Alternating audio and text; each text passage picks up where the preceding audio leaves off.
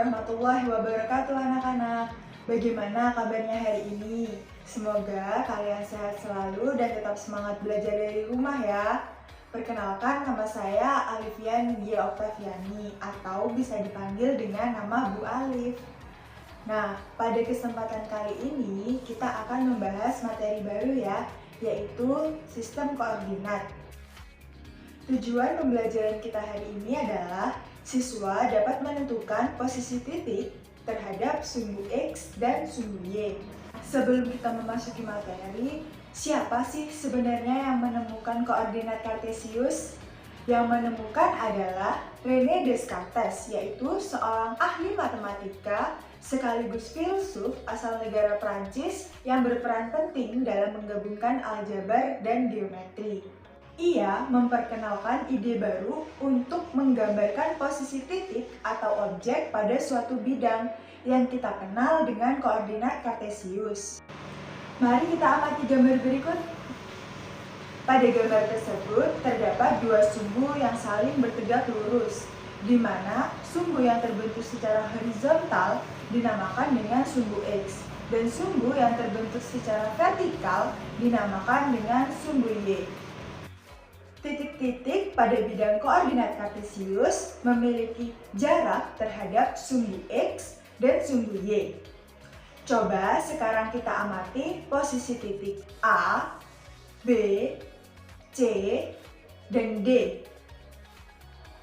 Titik A berjarak 3 satuan terhadap sumbu Y dan berjarak 6 satuan terhadap sumbu X.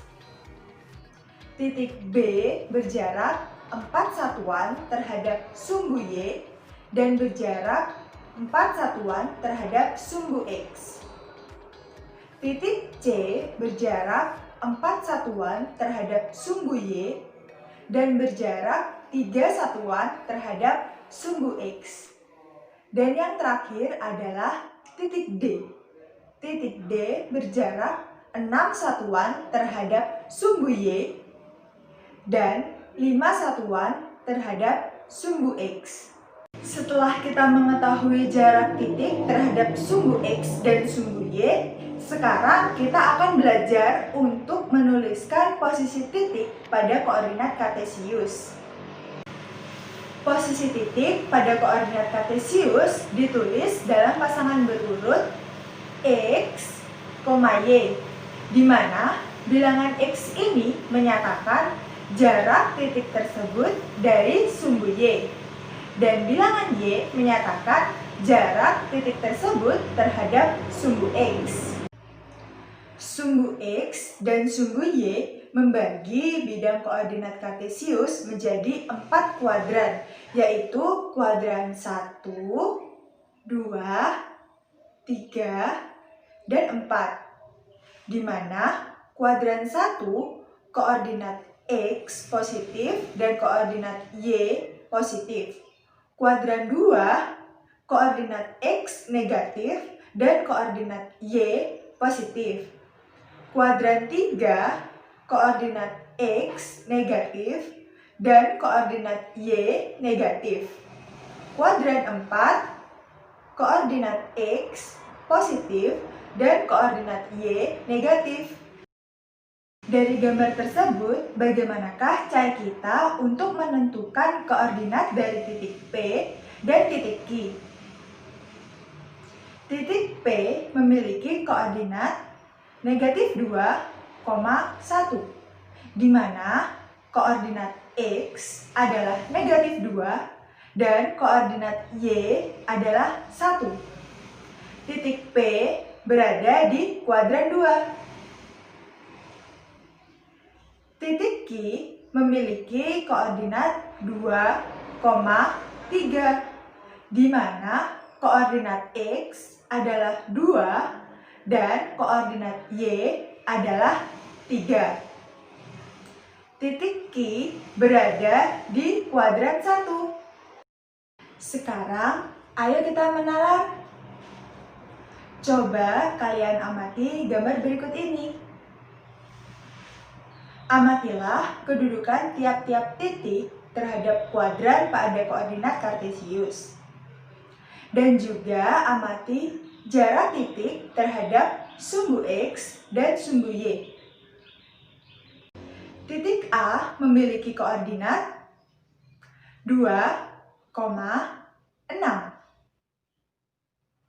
Titik A berjarak 2 satuan terhadap sumbu Y dan berjarak 6 satuan terhadap sumbu X. Titik A berada di kuadran 1.